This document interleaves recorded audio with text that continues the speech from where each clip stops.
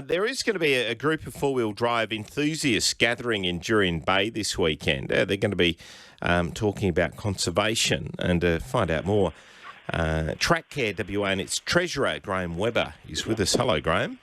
G'day, Barry. How are you going? Good. Just give us an idea, Track Care, what exactly do you do?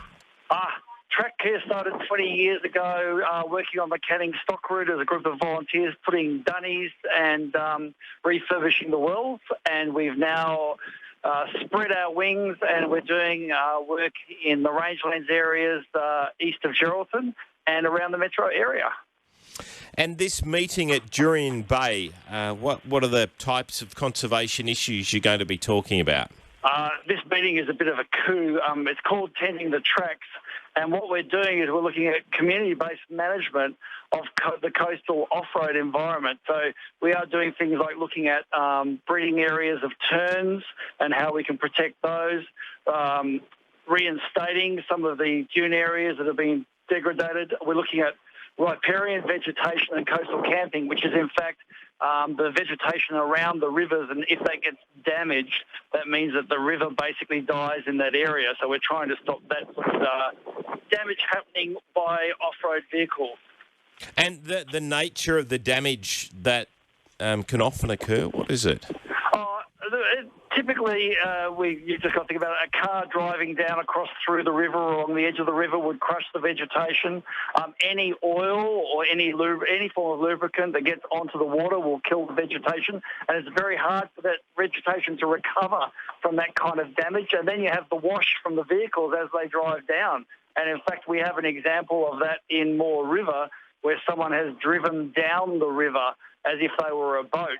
But it's starting to become quite popular in that area, so we're looking at that as well.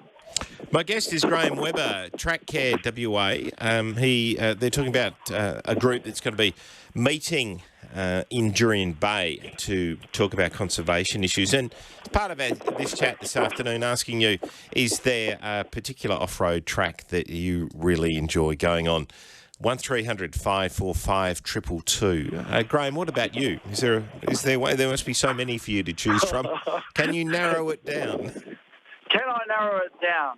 I actually love travelling the Nullarbor Plain. The drive across there and camping in various parts of WA, Baladonia, that area, and then going to Yalata Mission in South Australia. I've got a background in botany, and when you actually stop and look at the plants there, fascinating, absolutely fascinating countryside.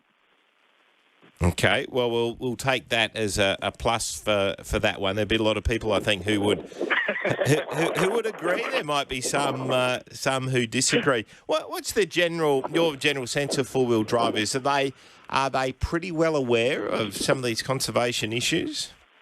It's really interesting. There are a lot of groups who are very interested in environment and conservation, and almost every four-wheel drive group has an environment officer. But it's a lack of education, I think, that people aren't aware of the smallest things causing the largest amount of damage. So one of our roles is to try and educate people that driving up granite rocks might be good fun, but if you actually are driving over an orchid colony, not a particularly good idea. So pick your spots and be careful what's around. That's the sort of thing that's missing, is the education and awareness of the damage that occurs. All right. Well, look, I hope it goes well, Graham. Thank you very much for spending a bit of time with us today. Yeah, well, Barry, can I just say one thank you to the Conservation Council of WA and the Northern Agricultural Council, Catchment Council, because they are the ones who contacted us and got us involved in this forum to prepare for the future. Good luck, Graham. Thank you. Thanks, Barry. Bye. All right, Graham Webber.